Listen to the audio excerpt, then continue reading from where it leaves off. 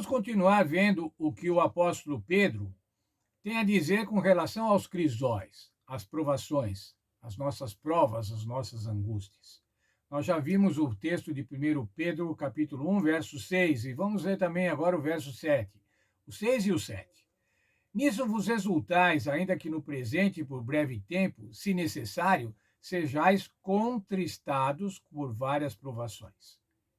E agora o verso 7. Essas provações são para que a prova da vossa fé, muito mais preciosa do que o ouro que perece, embora provado pelo fogo, redunde em louvor, glória e honra na revelação do Senhor Jesus Cristo. Está dizendo aqui o legado da fé, o que sobra dessas provações, o que fica dessas provações, é a fé, que é mais preciosa do que o ouro refinado no fogo. E ela serve para louvor, honra e glória na revelação do Senhor Jesus Cristo, isso é, na segunda vinda do Senhor Jesus Cristo.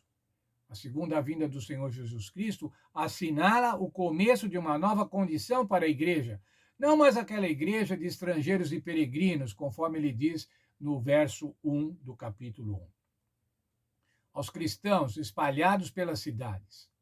Os cristãos naquele século, irmãos, estavam espalhados pelas cidades. Eram poucos. Não havia igrejas. Havia pequenos grupos em cada cidade. Não havia um clero oficial. Não havia como manter oficialmente os obreiros. Eles eram mantidos pela generosidade dos convertidos, e os convertidos normalmente eram pobres. Eram minorias religiosas hostilizadas pela igreja oficial, pela igreja judaica, e hostilizadas também pelo Estado, pelo Império Romano. Eles estavam sujeitos a várias provações. Provações das mais diversas tipos, como diz, várias provações. Hebreus 11, 13, irmãos, fala dos estrangeiros e peregrinos, fala dos heróis da fé. Todos eles morreram na fé, não alcançaram as promessas, viram-nas de longe e as saudaram, e confessaram que eram estrangeiros e peregrinos na terra. Os filhos de Deus, irmãos, são estrangeiros e peregrinos nesta terra. Nós somos estrangeiros e peregrinos nessa terra. Se nós achamos que somos desta terra, irmãos, e que estamos firmes nessa terra, firmados nesta terra, nós estamos nos equivocando. Porque a Bíblia diz que os filhos de Deus são estrangeiros e peregrinos. As provações produzem fé. O legado das provações, aquilo que fica das provações é a fé genuína. E a fé genuína resulta em esperança, e a esperança dá salvação. Pedro 1,9. Recebendo o fim objetivo da vossa fé, a salvação da vossa alma. O que é isso, irmãos? O fim objetivo? O fim objetivo é o propósito. Qual é o objetivo da fé? A salvação da alma. Esse é o alvo, é o resultado da fé. A salvação da vossa alma, da vossa vida. A salvação de vocês mesmos. É isso que o apóstolo estava falando.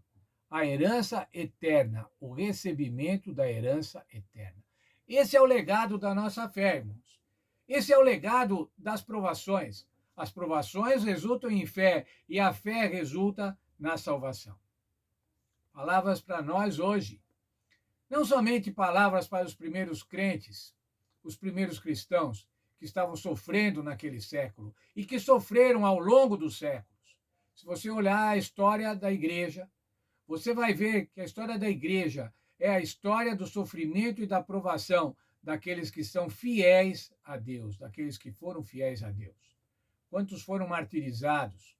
Quantos foram expulsos das suas cidades? Quantos foram perseguidos? Quantos tiveram seus bens expoliados, confiscados? Por quê? Por querer fazer a vontade de Deus. Provações, crisóis. E qual é o legado disso tudo? Para que serve tudo isso? Para aumentar a fé. A história dos cristãos do passado não serve para aumentar a nossa fé hoje. A nossa história serve também para aumentar a nossa fé daqueles que estão à nossa volta. E essa fé, irmãos, vai resultar na vida eterna, num novo céu e numa nova terra, conforme a promessa do Senhor Jesus. Um lugar onde não vai haver mais pranto, não vai haver mais dor, não vai haver mais sofrimento nem morte.